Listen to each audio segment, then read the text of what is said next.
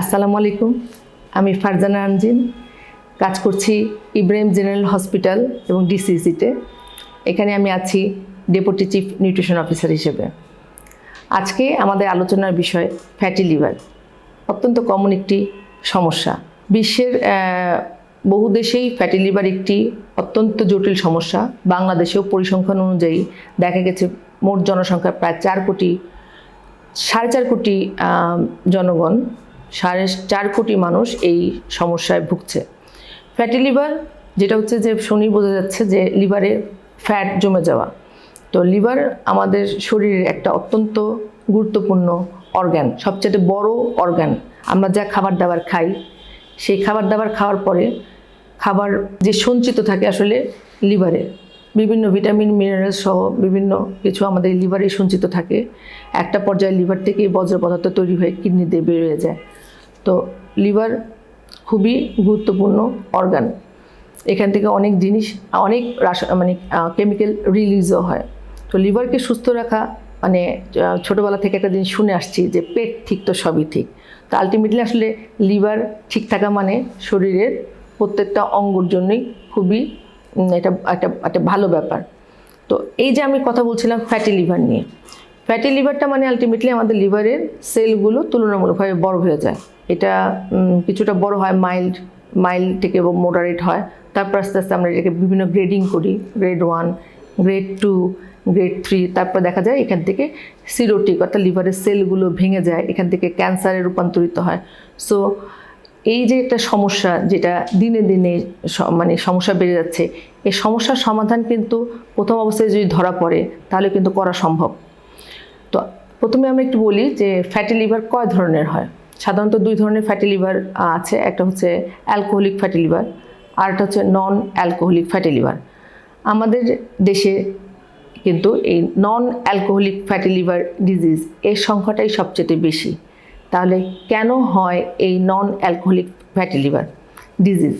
এর পেছনে মূল কারণ হচ্ছে গিয়ে আমাদের খাবার গ্রহণ প্লাস আমাদের জীবনযাত্রার মান, আমাদের বিভিন্ন ভেজালযুক্ত খাবার গ্রহণ, আমাদের শারীরিক পরিশ্রম কম করা এই ফ্যাটি লিভার হওয়ার জন্য অন্যতম প্রধান কারণ।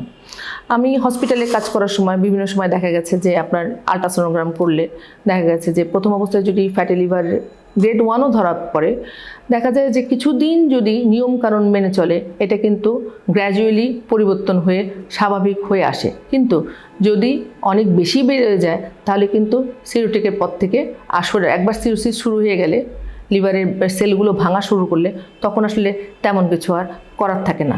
সুতরাং আমাদের প্রথম থেকেই সচেতন হওয়া উচিত। আসলে স্বাস্থ্য পরীক্ষার কোনো বিকল্প নেই। প্রত্যেকটা মানুষেরই বছরে একবার আসলে স্বাস্থ্য পরীক্ষা করাটা খুবই প্রয়োজনীয়। লিভারে এই চর্বিগুলো কেন জমে, এর পিছনে একটা অত্যন্ত গুরুত্বপূর্ণ একটা বিষয় হচ্ছে খাওয়া। আমাদের ভুলভাবে খাবার বেশি খাওয়া থেকে ইম্পর্টেন্ট হচ্ছে ভুলভাবে খাবার খাওয়া।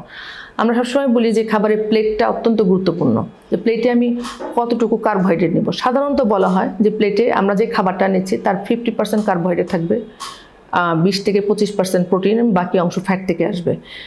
তো এই 50% কার্বোহাইড্রেট যেটা আসতেছে, সেই কার্বোহাইড্রেটগুলো যদি আমাদের আসলে আমাদের কার্বোহাইড্রেট কোথা থেকে, সোর্সটা কি? কার্বোহাইড্রেটের সোর্স হচ্ছে ভাত, রুটি, আলু, চিড়া, মুড়ি, খই, বিভিন্ন রকম ফল, সব কিছু থেকে কিন্তু আমরা কার্বোহাইড্রেট পাই। যত কমপ্লেক্স কার্বোহাইড্রেট হবে তত কিন্তু আমাদের জন্য বেশি ভালো। এখন তো বাজারে পাওয়া যায় সাদা চাল, সাদা আটা, সাদা ময়দা, সাদা চিনি, সাদা যা কিছু সাদা সব কিছুই কিন্তু আসলে আমাদের জন্য ক্ষতিকারক। এর পাশাপাশি আছে বিভিন্ন রকমের ভাজা পোড়া খাবার, যার জন্য কিন্তু আমাদের রক্তে এসজিপিটি নামক একটা হরমোন আছে, সেটা পরিমাণও আসলে গ্র্যাজুয়ালি বেড়ে যায়। তো এর পাশাপাশি একটা জিনিস হচ্ছে যে আমার তাহলে খাবারের মধ্যে বিভিন্ন রকম বৈচিত্র্য আনা প্রয়োজন।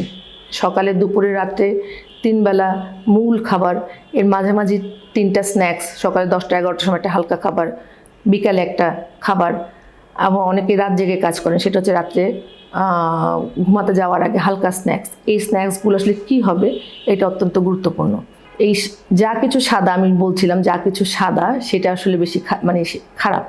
তো এই জন্য সাদা চাল, চিকন সরু চালের পরিবর্তে লাল চাল, তুষযুক্ত চাল, যেগুলো আগে প্রচলিত ছিল সেইগুলোই আমাদের জন্য বেশি ভালো। পয়সা খরচ করে পলিশ চালের থেকে আমরা যদি লাল চালের ভাত খেতে পারি, কিন্তু প্লেটটা কীরকম হবে, প্লেটটা খুব ইম্পর্ট্যান্ট। যে একটা প্লেটের আমি আসলে 4 ভাগের 1 ভাগ যদি ভাত নিই আর 4-এর 2 ভাগ যদি বিভিন্ন রকমের শাকসবজি, তার মধ্যে কিছুটা সালাদ জাতীয় খাবার এবং কিছু শাক, কিছু কয়েকটা কালারফুল সবজি, তার সাথে হচ্ছে ভাতের পোর্শনে মিলে মাছ, মাংস বা ডিম এই জাতীয় প্রোটিন জাতীয় খাবার যদি নেওয়া হয়, তাহলে আসলে একটা ব্যালেন্স প্লেট হয়। যে আমাদের ফ্যাটি লিভার থেকে ভালো থাকতে গেলে আমাদের এই ব্যালেন্স প্লেটটা খুব দরকার। অর্থাৎ সকালে, দুপুরে, রাতে আমাদের একটা সুষম পুষ্টিকর খাবার খেতে হবে। এর পাশাপাশি কি, প্রত্যেক দিন একটা তাজা ফল, প্রতিদিন একটা তাজা ফল খেলেই যথেষ্ট। অনেক বেশি ফল খেলে আসলে আমরা প্রচুর পরিমাণে কার্বোহাইড্রেট নিই। যে অনেকেই বলেন যে আমরা ভাত রুটি খাই না, কিন্তু অনেক ফল খাই। ফল খাওয়ার একটা পরিমাণ খুবই গুরুত্বপূর্ণ। ফল আমরা কতটুকু খেতে পারি, যেমন 1 কাপ পরিমাণে এক তাজা ফল খেলে কিন্তু আমাদের আসলে দৈনন্দিন ভিটামিন সির চাহিদাটা পূরণ হতে পারে। একটা ছোট পেয়ারা হতে পারে, অর্ধেকটা কলা হতে পারে, 1 বাটি তরমুজ হতে পারে। তাতে কিন্তু আমি বিভিন্ন রকমের ভিটামিন এবং মিনারেলসগুলো পেয়ে যাই। তার খাবারের সাথে ভাত খাওয়ার সময় যদি আমি 1 টুকরা লেবু খাই, অনেকে আছে লেবু চিপে পানি খায়, সেটাতে আসলে খুব একটা লাভ হয় না। ভাত খাওয়ার সময় যদি আমি 1 টুকরা লেবু খাই, সেটা কিন্তু আমাদের আয়রনের অ্যাবজর্পশন রেটটাকেও বাড়িয়ে দেয়। আর এর পাশাপাশি আরেকটা জিনিস কি, ভিটামিন সি জাতীয় খাবার এই যদি থাকে, তাহলে আসলে আমাদের মেটাবলিজমটা খুব ভালো মতো হয়। ভিটামিনস যদি থাকে, যার জন্য আসলে কথা হচ্ছিল যে তুষযুক্ত চাল, গম, এটাতে কি, যখন তুষযুক্ত চাল, গম খাওয়া হবে, এটার মধ্যে বি ভিটামিনসগুলো পর্যাপ্ত থাকে, যেটা হচ্ছে আমাদের মেটাবলিজমে অনেক সাহায্য করে। খাবার খাওয়ার পরেই মেটাবলিজমটা খুবই গুরুত্বপূর্ণ। এর পাশাপাশি মাছ, মাংস, ডিম, দুধ, ডাল, বাদাম, বিভিন্ন বীচি জাতীয় খাবার, তাতে থাকছে বিভিন্ন রকমের প্রোটিনটাও যখন আমরা অ্যানিম্যাল সোর্স এবং প্ল্যান্ট সোর্স, 2টা সোর্স থেকেই আমাদের প্রোটিন আসাটা খুব প্রয়োজন। আর তারপরও আছে যে ফ্যাটি লিভার হলে ফ্যাট জাতীয় খাবার যে বাদ দিতে হবে তা কিন্তু না। ফ্যাটি লিভারে আমাদের কার্বোহাইড্রেটের মধ্যে বৈচিত্র্য আসতে হবে, ফ্যাট জাতীয় খাবার কম খেতে হবে। সেটা কোনটা, আমাদের যে ফ্যাটগুলো অ্যানিম্যাল ফ্যাট, সেগুলো কিছুটা কম খাওয়া দরকার। ভাজা পোড়া খাবারে হলে আমাদের ফ্যাটের চেইন রিয়াকশন হয়। আমাদের তেলের যে চেইন রিয়াকশন, সিস থেকে ট্রান্স ফ্যাটে রূপান্তরিত হয়, যেটা আসলে শরীরের জন্য অনেক বেশি ক্ষতিকারক। কিন্তু আমি খাবারের সাথে অল্প পরিমাণে তেল দিব, তাতে কিন্তু চর্বিতে দ্রবণীয় যে ভিটামিনগুলো আছে, ভিটামিন এ, ডি, ই, কে, এটার অ্যাবজর্পশন রেট বাড়বে, যেগুলো আমাদের জন্য অত্যন্ত প্রয়োজন। তো আমরা তেল বাদ দিতে বলছি না, তেলে ভাজা খাবার, ডুবো তেলে ভাজা খাবার, অনেকবার একই তেলে ভাজার পর সেই তেলটা বারবার করে ব্যবহার করলে তেল আসলে বিষাক্ত হয়ে যায়। এই জাতীয় তেলযুক্ত খাবারগুলো আমরা অ্যাভয়েড করতে বলি। আর আসতেছে কি, আমাদের খাবারের বৈচিত্র্যটা। একই রকম শাক, প্রতিদিন পালং শাক পছন্দ, প্রতিদিন পালং শাক খাচ্ছি না, এটা না। আমাদের দেশে কিন্তু অনেক রকম শাক পাওয়া যায়, অনেক রকম শাক পাতা পাওয়া যায়। এই সপ্তাহে একটা হিসাব করে আমরা শাক পাতাগুলি আমরাকে পিরিয়ডিক্যালি আনতে পারি। তারপর আছে বিভিন্ন রকমের শাকের পাশাপাশি সবজি। তো আমাদের চেষ্টা করতে হবে দৈনন্দিন খাবারের তালিকায় 3 রঙের শাক সবজি ব্যবহার করা, যেটা আসলে ভিটামিন ই মিনারেলসগুলো পর্যাপ্ত পরিমাণে পাওয়া যায়। এর পাশাপাশি বিভিন্ন ফ্ল্যাভোনয়েড এজেন্টগুলো, যেগুলো খাবার মেটাবলিজমে একটা গুরুত্বপূর্ণ ভূমিকা পালন করে। এর পাশাপাশি আরেকটা খুবই গুরুত্বপূর্ণ বিষয়, সেটা হচ্ছে যে এক্সারসাইজ। নিয়মিত এক্সারসাইজ করাটা দরকার। খুব কঠিন এক্সারসাইজ করার থেকেও খুব বেশি আমরা যে অ্যারোবিক এক্সারসাইজ সেটা করতে পারলে ভালো। অর্থাৎ দৈনন্দিন 30 থেকে 40 মিনিট যে কোনো অ্যারোবিক এক্সারসাইজ, এটা হতে পারে একটানা 35 থেকে 40 মিনিট জোরে হাঁটা, হতে পারে সাইক্লিং, হতে পারে সাঁতার, হতে পারে যে কোনো ইয়োগা করা। তাহলে কিন্তু আপনার আমাদের মেটাবলিজমটা খুব ভালো মতো হবে।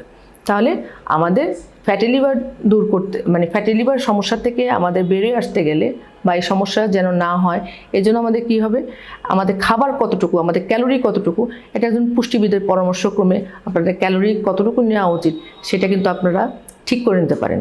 এরপরে খাবারের বৈচিত্র্যময় খাবারটা, আমরা কোন ধরনের খাবার খেলে বেশি সুস্থ থাকবো সেটা আমরা জেনে নিতে পারি।